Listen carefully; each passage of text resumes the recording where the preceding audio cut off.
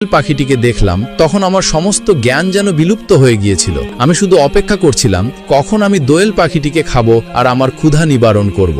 আল্লাহর নবী গ, আপনি এখন বলে দিন আমার জীবন বাঁচানোর জন্য এবং আমার ক্ষুধা নিবারণ করার জন্য আমি এখন কি করব। বাজ পাখির সেই কাতর আবেদনে বিশ্বনবী সাল্লাল্লাহু আলাইহি ওয়াসাল্লামের হৃদয়ে মমতা উপচে পড়ল। তিনি তাকে সর্বোত্তম ত্যাগের মাধ্যমে আশ্বাস দিলেন, হে বাজ পাখি, তুমি শান্ত হয়ে বসো, তোমার ক্ষুধা নিবারণের ব্যবস্থা আমি রাসূল নিজেই করব, তুমি নিশ্চিন্ত থাকো। অতঃপর বিশ্বনবী দয়েল পাখিকে লক্ষ্য করে বললেন, হে দয়েল পাখি, তোমার কোনো ভয় নেই, তুমি এখন খুশি মনে তোমার বাচ্চাদের কাছে ফিরে যেতে পারো। আমি কথা দিচ্ছি এই বাজ পাখি আর তোমার পিছু কখনো নিবে না।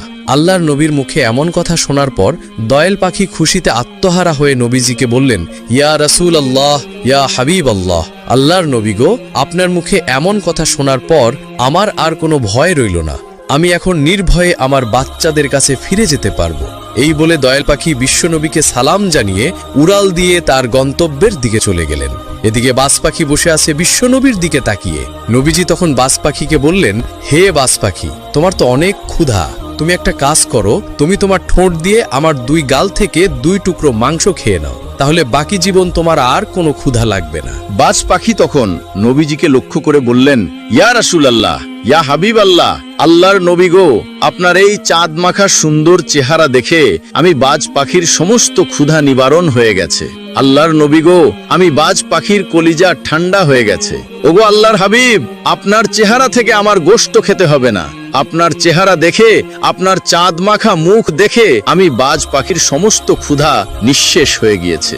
ওগো আল্লাহর রাসূল, আপনার চাঁদ মাখা মুখ দেখে আমি এতটাই আত্মতৃপ্তি পেয়েছি যে আমার মনে হচ্ছে বাকি জীবন আমার আর কোনো ক্ষুধাই লাগবে না। অতঃপর বাজ পাখি বিশ্বনবীকে সালাম জানিয়ে উড়াল দিয়ে চলে গেল দূর আকাশের দিকে। সুবহানাল্লাহ, সুবহানাল্লাহ।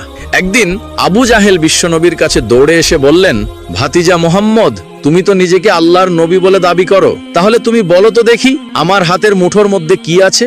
যদি তুমি বলতে পারো তাহলে আমি কথা দিচ্ছি আমি এক্ষুনি তোমার কালিমা পড়ে মুসলমান হয়ে যাব। বিশ্বনবী তখন চিন্তায় পড়ে গেলেন। নবীজি আবু জাহেলকে লক্ষ্য করে বললেন, চাচা, আপনার হাতের মুঠোর মধ্যে কি আছে আমি তা বলতে পারো না, কেননা অদৃশ্যের খবর একমাত্র আমার আল্লাহ রাব্বুল আলামিন জানেন। আল্লাহ রাব্বুল আলামিন ছাড়া পৃথিবীর কেউ গায়েব সম্পর্কে জানেন না, কেউ অদৃশ্য সম্পর্কে কোনো কিছু বলতে পারবে না। এটার ক্ষমতা একমাত্র আমার আল্লাহ রাব্বুল আলামিনের কাছেই আছে। বিশ্বনবীর এমন কথা শুনে আবু জাহাল মুচকি মুচকি হাসতে লাগলেন।